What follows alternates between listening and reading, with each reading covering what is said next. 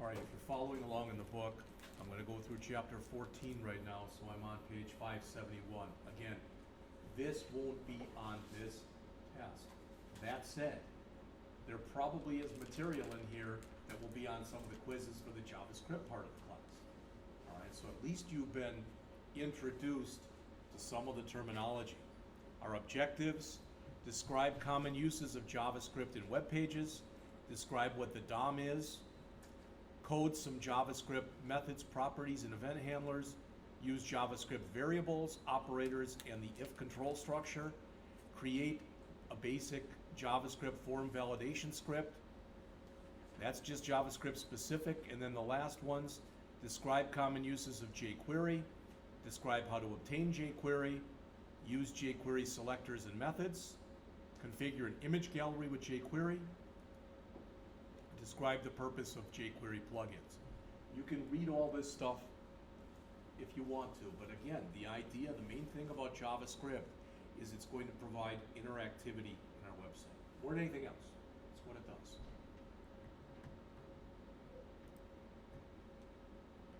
All right, and again, I don't want to sit and read to you. All right, JavaScript is a scripting language. It's the first of, I guess, 3 total languages that you learn in the program here. You'll learn JavaScript this semester. You'll learn C# next semester. You use C# to write ASP.NET in the following semester. And in the last semester, you learn Java. All right. Now I'm going to give you a very quick little analogy that may or may not make sense to you. Okay. I had a friend of mine who played in a band, actually played in tons of bands throughout his life. But we were friends probably because we worked at the same food store from the time we were about 16, and he left when he was about 18 or 19. Point is, he was a really good guitarist. All right, I'd go over to his house and listen to him play. Like if he had an acoustic guitar, he was unbelievably good. When I heard at least the band he was in most of the time, pardon my French, but they sucked. They really weren't very good. And part of it was the musicians were not very good. He was, but most of the guys he played with were not good. And I said, well, you know, if you're out playing and you just think to yourself, we're off, or it sounds bad, or whatever, I said, what do you do? And he said, we turn the amps up. Because then people can't tell how bad we sound. Why am I even telling you that? Well, when you learn JavaScript as a first programming language, you'll learn some bad habits. You'll learn some stuff because JavaScript is one of the most forgiving programming languages there is. So you will learn some stuff that in other classes, even next semester, you'll have to unlearn. All right? The good news is JavaScript is a good first language to learn because it's very intuitive. A lot of times if you forget to do something, like put a semicolon at the end of the line, JavaScript basically puts it in there for you. So that's why it's a good language to learn, but yet it's a bad language to learn because it's got some bad traits. It's a scripting language. So you can literally write JavaScript right inside of HTML, or like we did, you know, like you can do with CSS, or like CSS, you can write an external JavaScript file. And you know already, you all know this, that when you write an external CSS file, it ends with .css, right? When you write an external JavaScript file, it ends with .js for JavaScript. All right? And JavaScript, I mentioned this the other day, it might have even been on your test the other day. JavaScript is object-based. It's not object-oriented. Really, next semester you learn C#, which is object-oriented. Then you learn ASP.NET, which is object-oriented. Then you learn Java, which is object-oriented. So this is really the only programming language that you learn during your tenure here that you don't have to use object orientation if you don't want to. Most JavaScript is done on the client side. All right, so that's why typically you either embed it inside of HTML or you link to it directly from your HTML. Now I'm not asking, but you may have heard of packages because there's some out today that are fairly popular, like Node.js, Knockout.js, Angular.js, etc. Some of those packages allow you to use JavaScript on the server as opposed to using it on the client. In this class, we'll only be concerned with using JavaScript on the client. All right, so they talk about that a little bit in here. So they say, in summary, JavaScript is an object-based client-side scripting language that's interpreted by the browser. What that means is the browser has built into it capabilities to understand your JavaScript. That's the good news. The bad news is that when you're in your browser, you can come over here and you can go down to your settings and you can turn JavaScript off. All right? And some people do. They literally are told, oh, don't have JavaScript on, it's evil. It typically won't do anything bad to your computer. All right? JavaScript scripts could, but JavaScript itself doesn't do anything bad.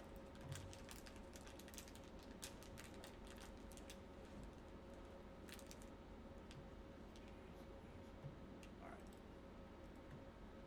So, JavaScript is not the same thing as Java.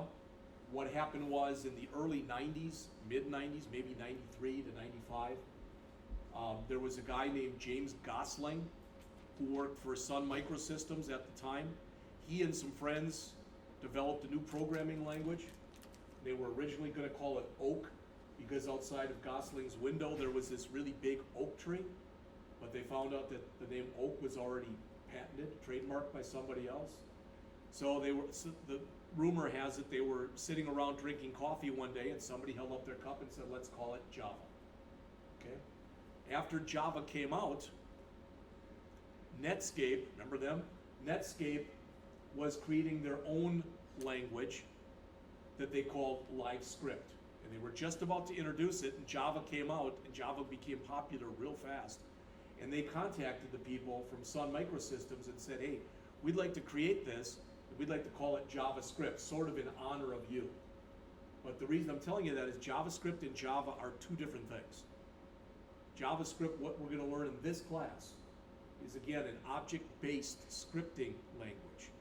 Java, which we'll learn in the fourth semester, is a full-fledged programming language where you can write either applications that run on their own or you can write applets that run under a browser. Probably mentioned this way earlier in the semester. You may or may not remember it, but we talked real early in the semester about the W3C, the World Wide Web Consortium. We talked about how they're in charge basically of all things HTML and all things CSS. They're not in charge of JavaScript. JavaScript is in charge, or basically the group in charge of JavaScript is called the ECMA, and that stands for the European Computer Manufacturers Association. So really JavaScript is under the body that's European. All right. Now still the W3C comes out with things about JavaScript, all right, but they're not the governing body. Now, one of the things we're going to do today, in just a little bit, is we're going to do this. We're going to create an alert. When you've got an alert, literally a box comes up on your screen. And it puts in there whatever it is you wanted to put in here. There they just said greetings. And it's got an OK button. You click the OK button, it goes away. All right? Some languages call things like this a message box. But you ever done this where you right mouse clicked and it brings up something like this? You can set up your own things like this with using alerts. So if somebody does something, for instance, let's say that they try to submit a form. And we've done a little bit of work, and we talked about required, etc. But sometimes when people have earlier or older browsers, that HTML5 stuff like required, whatever, doesn't work. So sometimes you validate a form using JavaScript. You're going to learn how to do that. All right. Pop-ups, I already mentioned. You can develop your own pop-ups. Jump menus where you've got a drop-down list. So rather than having a whole bunch of hyperlinks, you could have a drop-down list, and the person chooses one, boom, they go to that page. Mouse things. All right. You can set it up. You've done a little bit of work, whether you realize it or not, already with mouse overs. It hasn't been directly, but remember the example we went through yesterday when we did that simple website? When you put your mouse on one of the hyperlinks, the hyperlink turned red. That's a mouse over event. When your mouse is over it, something happened. When you pull your mouse out, it goes away. All right? You can do that kind of thing with JavaScript as well.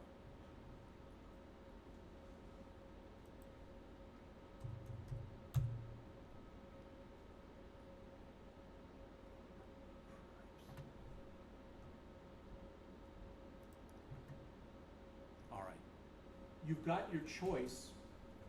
I mentioned this before, that when you go and you put JavaScript, you can either put JavaScript directly in your HTML file, or, when you do that, you use script tags.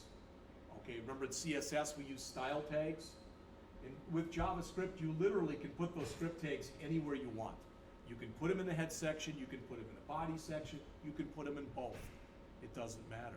Or again, you can have an external file. I'm going to show you when we first start doing it, we're going to put our JavaScript inline, okay? But once we start going with it, that's not going to work.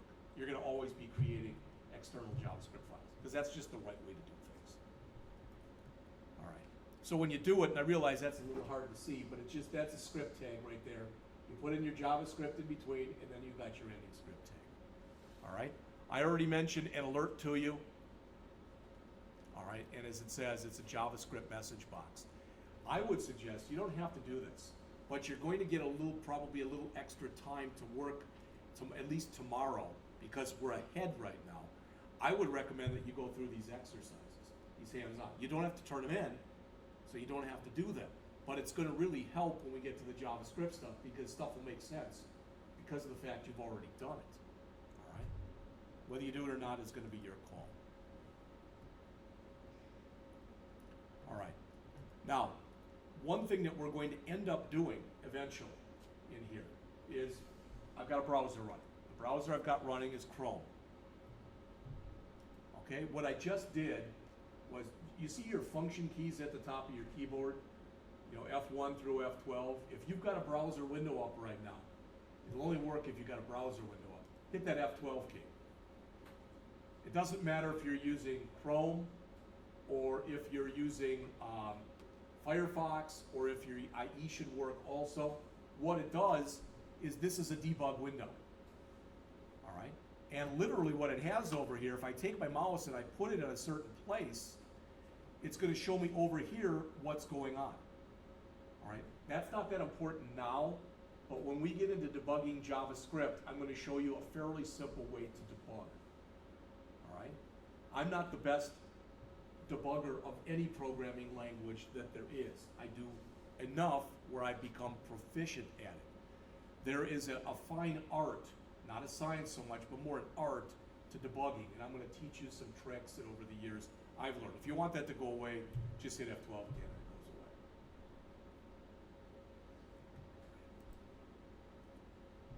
away. The document object model, I mentioned this to you before.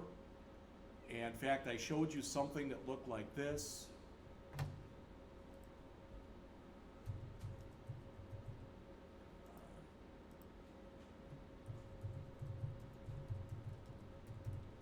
Now we use an HTML5 one. All right. I know this isn't that easy for you to see, but it's not bad either. Bless you. That would be an example of a document object model. So everything that you put on a page has got a graphic, all right, look to it. The DOM is something, it's not visible, but it's something that you can literally, anything that's on there, you can add a class to, or you can add an ID to, or whatever, and so you can program it. That's what the DOM is all about. It's literally about taking whatever it is you're working with and allowing you to manipulate it programmatically. All right.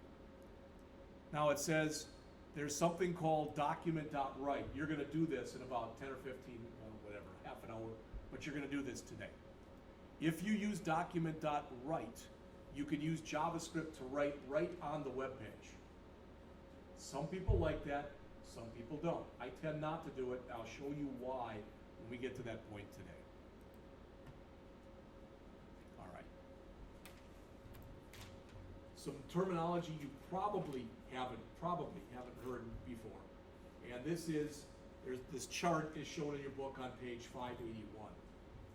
JavaScript is what's referred to as an event handling program language. What the heck does that mean? All right. Literally, what an event handling program language means is JavaScript, for lack of better words, kind of sits there all day long waiting for you to do something. It sits there waiting for you to do something. When you do, it reacts. What you'll learn real fast next semester, real fast, is when we start working with C#, you put a button on the screen. You click the button, something happens. But something only happens if you put some code in the button's click event to make it happen. Does that make sense? All right. That submit button that you've been using so far, that literally has JavaScript or some other kind of code built inside of it. That's why when you click it, something magical can happen. Or if you've got a reset button. Now we're going to be programming our own buttons, all right, among other things. So we can respond to click events, load events when something gets loaded into memory. I already talked about mouse over and mouse out with you, all right. Submit events. If there's a load event, there's an unload event, all right. So there's a couple tables in here on 581. I don't want to spend too much time going into this because I don't want to confuse you. All right, again, there's a practice exercise in here. If you do this, you start to really learn what some of this stuff is about. All right.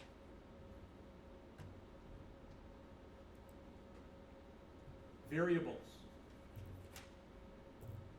This is the first time, at least that I can think of, that we're going to work with variables. You know, the smart aleck answer to what's a variable is it's something that can vary. All right.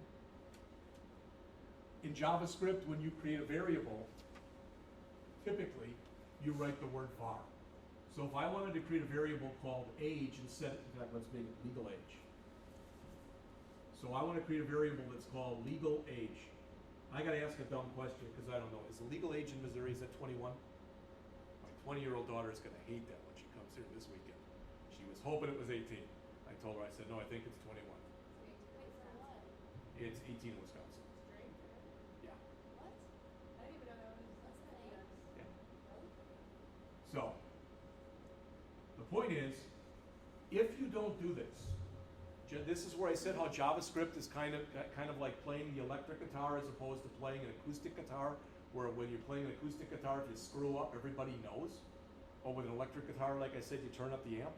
In JavaScript, if I don't put in this line creates a variable called legal age, and it gives it a value of 21.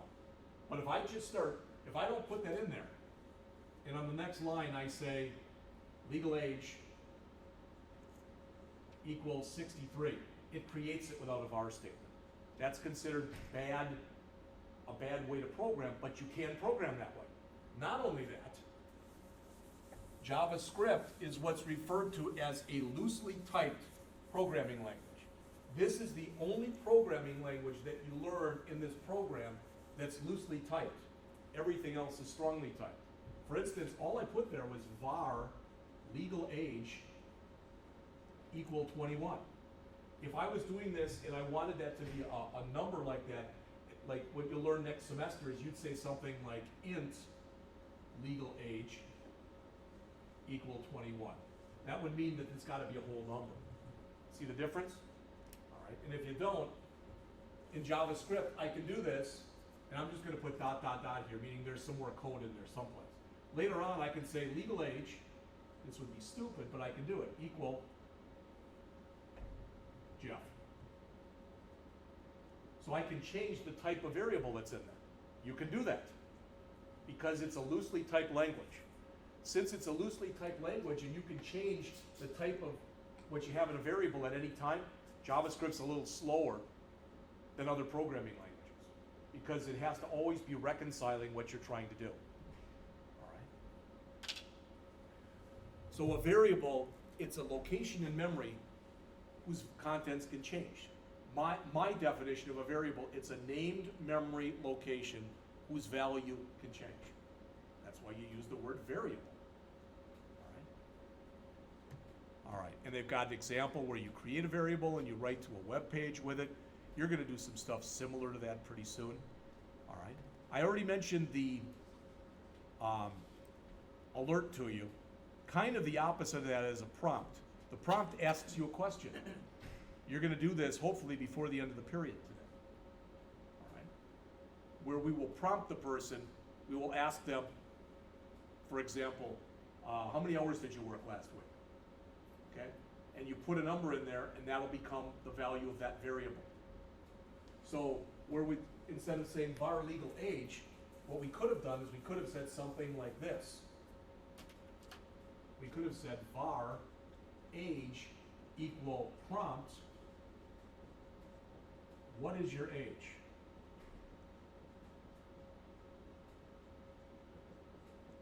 All right, and if let's just say I put in 33, then 33 becomes the age. That makes sense? All right, there's more to it than that, because the natural question is, what if I leave it blank, or what if I put none of your freaking business? All right, and we're going to get to that in just a bit.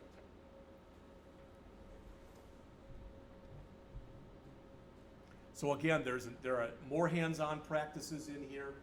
I would strongly suggest, though, that this next section that starts on page 588 and it goes all the way through 594. If you don't look at anything else in this chapter, I would read those 6 or 7 pages. Because notice what it says. It's an introduction to programming concepts. So these are things that are going to appear in any programming language, even ones that exist that you don't learn here. Okay? I did mention to Charles, just so you know, I said, Charles, I'd like to teach a class this summer that students could take if they wanted to, and it wouldn't be part of the program per se, but I'd teach them PHP, and he was very intrigued by the idea. I said, I don't know if we have a room for you. I said, all I need is a room. It doesn't have to be one of these two. I'll go downstairs, I'll go anywhere you want, where students can bring their computers, and all the software you need is free. I said, I won't ask students now because it's real easy to ask people in October. How many people would like to take a class in June and July? And every hand can go up. Then you ask again when it's May and the weather turns nice, and you don't have every hand go up anymore. All right, but it's possible that it could happen. All right, so what they talk about in here, here's your arithmetic operators. Ideally, everybody knows that if you're doing multiplication in any programming language, you use an asterisk. If you're doing division, you use a forward slash. The forward slash, if you look right now, if you all look at your keyboards, it's right next to your shift key on the right-hand side. It goes like this. That's a forward slash. If you use that, that's a backslash. You don't want to use that one. You want to use this one. All right? Decision making, what we'll get into very quickly, is how to use if statements. All right, and they show you this in the book. This is the top of page 589, where it says if condition. If you look at that on the top of your page, that's what's referred to as a Boolean condition. Boolean means it's got to be true or false. You know, I may have mentioned this earlier, not a joke. You know, you ever heard that thing where somebody says, are you pregnant? Well, kind of. No, not to the computer. You are something or you are not. There's no gray area to the computer. It's got to be true or false. It can't be maybe. All right. So that condition has to be something that validates to true or false. We will use what are called relational operators.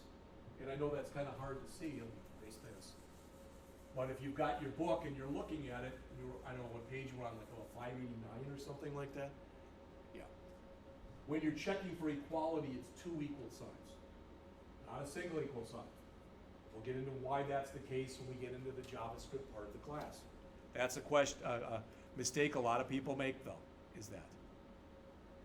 All right. All right. What can I do when my JavaScript code doesn't appear to be working? Well, again, the smart aleck answer is try to fix it. That's debugging. All right. You're going to go through that. There are going to be times, you know, and if I've got 6 hands up, because people are running into the same problem, then I'd rather show you all as a class. But if there's 6 hands up and there's 6 different problems people are having, ask the person next to you. People love to debug. It's fun to debug other people's code. It really is. It's fun to find errors other people made. And in all seriousness, they'll return the favor. Because sooner or later, you'll have a problem that you won't be able to figure out, and they'll help you. All right, so there's another hands-on thing in here where they have you enter some stuff, and they have you literally put in a mistake. Just so you know, and you're going to see this in other languages. There's 3 basic types of errors that you can get in a computer program. There are syntax errors, there are runtime errors, and there are logic errors. A syntax error If I want to say alert, hello, and that should bring up an alert box on my screen that says hello with an OK button. Does that make sense? But if I accidentally leave this off and I put alert, that's a syntax error. I violated the rules of the language, something it was looking for. All right? A runtime errors aren't discovered until you run the program. In JavaScript, if I do this, so let's say that we had a prompt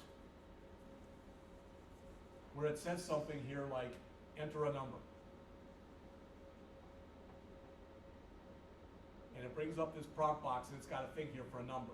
And I fat finger, so I type in here, instead of typing in like say let's 37, I type in B37. B is not a number, right?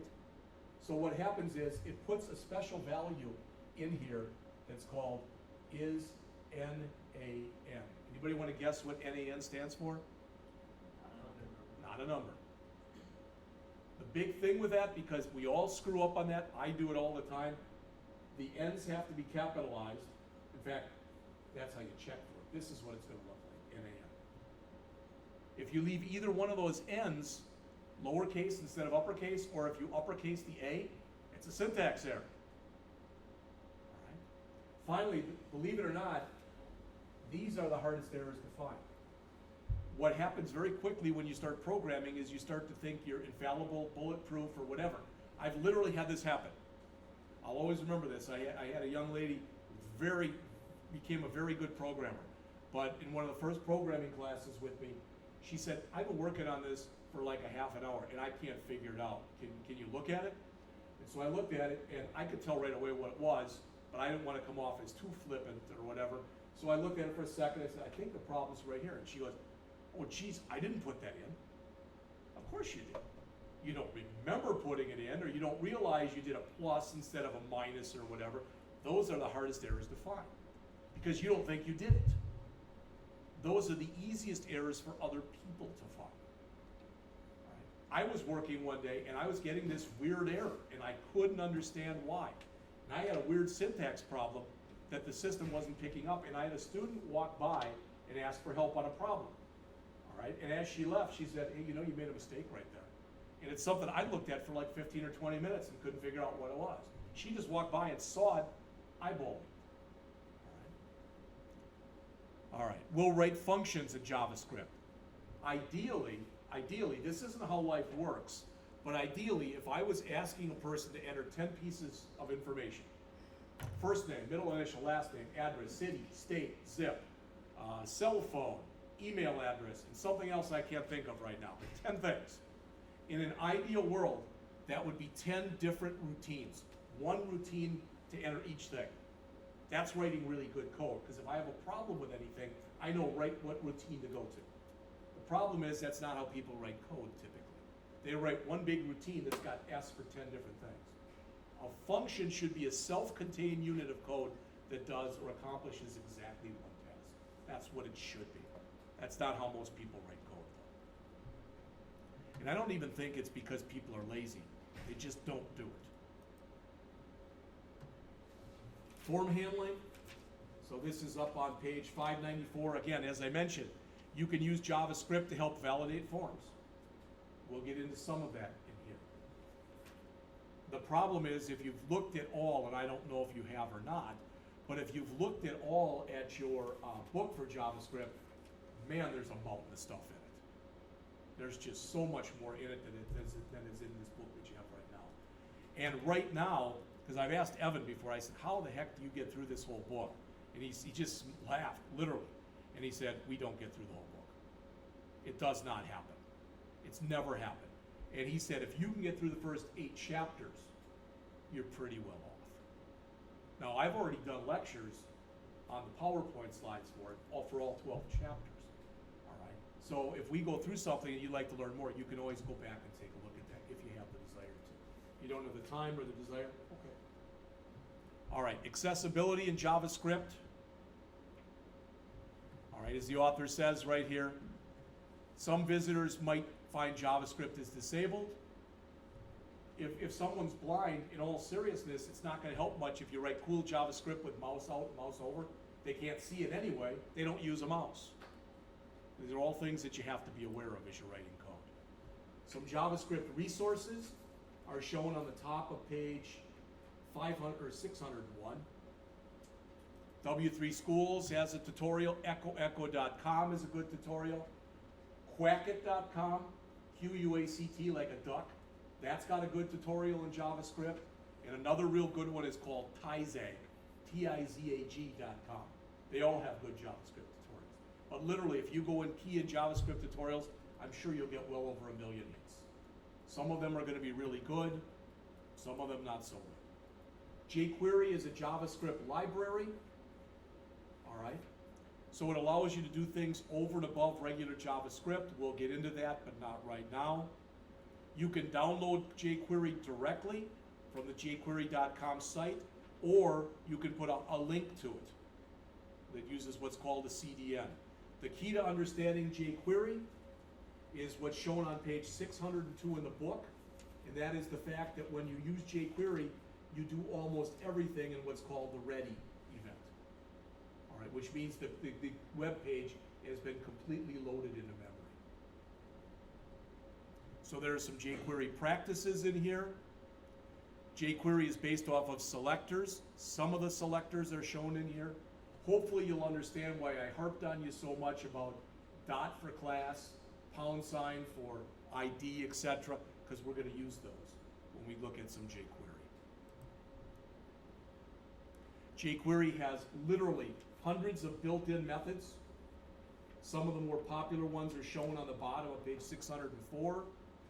And after a while, I get it where people will say to me, okay, you know, I get this. I get why we're doing it, etc., etc., but why do we do it? I mean, I get that we're doing it, but why do we do it? Why do you use jQuery?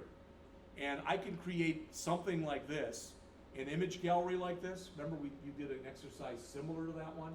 But I think when you clicked on the links, it just showed the thing in a new page, the bigger image. You can write a jQuery image gallery, and it takes you about, maybe 3 or 4 lines of code. That's it. The reason you use jQuery over JavaScript is jQuery says that a lot of times you use 90% less code to do something with jQuery as opposed to doing it with just JavaScript. So that means for every 100 lines of JavaScript, it takes on average about 10 lines of jQuery. And again, that's in there as another hands-on practice. jQuery plugins are so cool because what they are they're things, it's code that other people have written that you can go and bring in and add into your program. All you have to do is literally bring it into your program. But it's something someone else has done, tested the wazoo out of, and now it's part of a jQuery plugin registry. So if I come in here and in Google, I type in jQuery plugin. It's going to show me a lot of things, but notice jQuery.com has got a thing in there with plugins. And here's just some of them. These are just popular ones over here. So for forms, there are 285 different plugins that are just listed there just to work with forms.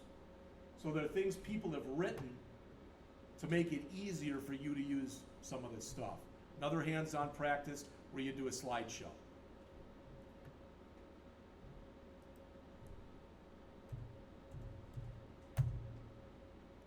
And some jQuery resources are shown on page 615. All right? I'd like you to do one thing, and then we'll take another quick break. That is, if you have not done so already, go to your email, find the file that I sent you today. It's a zip file. It's called something like JavaScript comments or JS comments or something. And put it out on your desktop, unzip it, and when we come back from the break, we're going to go through and write a program for as many of those as we can get through between now and 12. All right? You won't totally understand what we're doing, and that's fine. It really is. The idea is to introduce this to you. All right? What we'll do is we'll get through as much as we can today, and if maybe we'll spend some time on it tomorrow. We'll see how it works. All right? So let's take a break. Let's give a nice break. We'll come back at 10:30.